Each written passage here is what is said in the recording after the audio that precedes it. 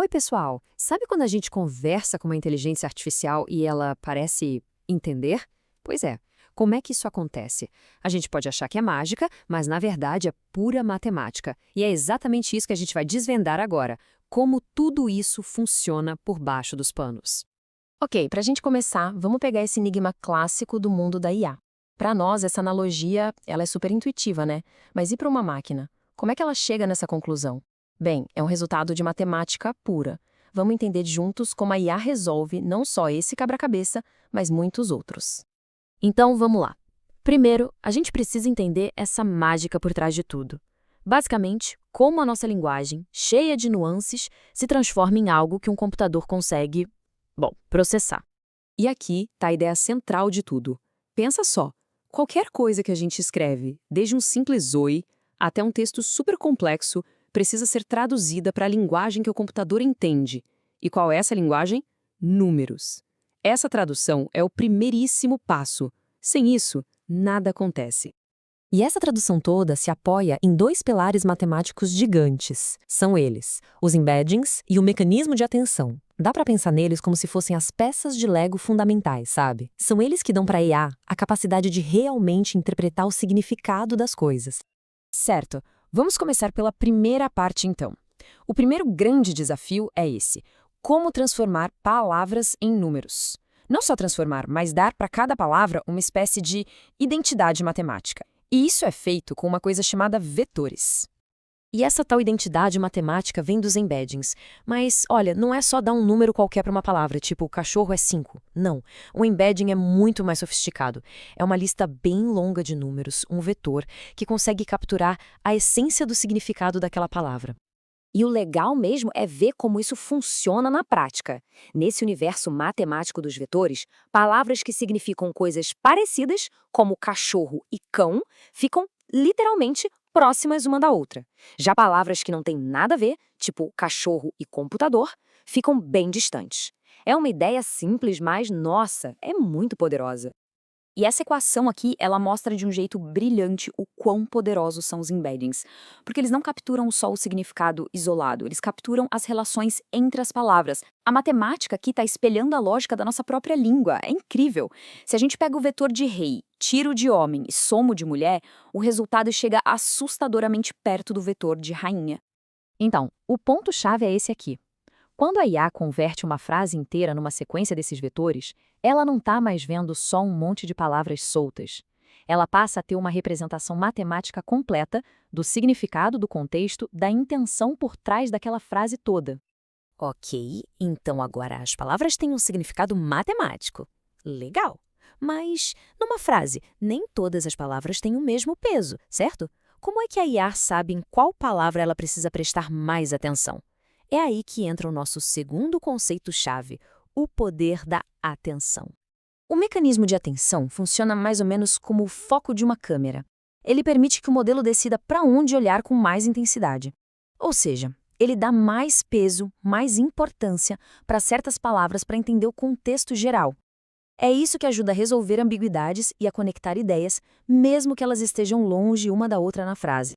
Vamos pegar um exemplo bem clássico para entender isso. Olha só essa frase. A palavra ele se refere a quem? Para a gente é óbvio, né? É o programador. Mas para uma máquina isso não é tão simples. Precisa de um cálculo bem cuidadoso para chegar nessa resposta. E é exatamente isso que o mecanismo de atenção faz. Ele vai lá e, matematicamente, calcula a conexão entre ele e todas as outras palavras da frase. E o resultado mostra o quê? Que a conexão mais forte é com programador. Então ele atribui um peso de atenção bem alto ali e pronto, a ambiguidade está resolvida. Aliás, esse mecanismo é tão, mas tão importante que ele é o coração da arquitetura Transformer. E sim, é exatamente esse o T em modelos que todo mundo conhece como o GPT. Foi essa inovação que permitiu que os modelos de linguagem dessem um salto gigantesco na capacidade de entender a gente. Bom, agora que as palavras viraram números e as relações entre elas foram calculadas, toda essa informação super rica vai para o cérebro da operação, a rede neural. Mas aí vem a grande pergunta. Isso quer dizer que a rede neural realmente pensa? A resposta curta e direta é não. E é super importante a gente entender essa diferença. O nosso cérebro tem consciência, tem um entendimento genuíno. Já uma rede neural, por mais incrível que seja, é uma máquina sofisticadíssima de reconhecer padrões e fazer cálculos de probabilidade. Ela não sente, ela calcula. Tá, mas como é que ela aprende, então? É basicamente um ciclo de 3 passos bem simples. Primeiro, ela dá um palpite. Segundo, ela confere se o palpite está certo e mede o tamanho do erro. E terceiro, que é a parte mais genial, ela usa esse erro para se autoajustar, para que da próxima vez o palpite seja um pouquinho melhor. E claro, esse ciclo não acontece só uma vez. Ele é repetido milhões, às vezes bilhões de vezes, usando uma quantidade de dados que a gente nem consegue imaginar. A cada repetição, a rede vai ficando um pouquinho mais esperta no que faz, diminuindo o erro até se tornar extremamente precisa. Muito bem. Agora que o modelo já entendeu o que foi pedido, a gente chega na última etapa. Como é que ele usa todo esse processamento matemático para de fato construir uma resposta que faça sentido?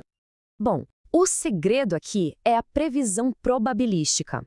É importante entender isso. O modelo não sabe que o céu é azul. O que ele fez foi ler trilhões de palavras e calcular que depois da sequência, o céu é, a palavra com a maior probabilidade de vir a seguir, é azul. É pura estatística. Então vamos só recapitular a jornada toda para ficar bem claro. Primeiro, o texto que a gente escreve é transformado em números, os embeddings. Depois, o mecanismo de atenção calcula o peso e a relação entre esses números. Aí, a rede neural usa tudo isso para prever qual é a próxima palavra mais provável. Essa palavra é escolhida, adicionada à resposta e o ciclo recomeça. Uma palavra, ou melhor, um token, de cada vez até a resposta estar completa.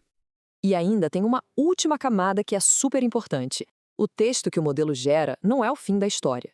Depois disso, ele passa por um ajuste fino feito por treinadores humanos. É um processo chamado de aprendizagem por reforço com feedback humano, ou RLHF. É isso que garante que as respostas sejam não só matematicamente prováveis, mas também úteis, seguras e que façam sentido para a gente. E tudo isso nos leva a uma pergunta bem intrigante. Se no fundo tudo é uma cascata de previsões matemáticas sobre qual palavra vem depois, de onde é que vem a criatividade? De onde surge um poema, uma piada, uma ideia completamente nova? Pois é, talvez a resposta para isso seja tão complexa quanto a matemática por trás de tudo. Valeu por acompanhar essa explicação.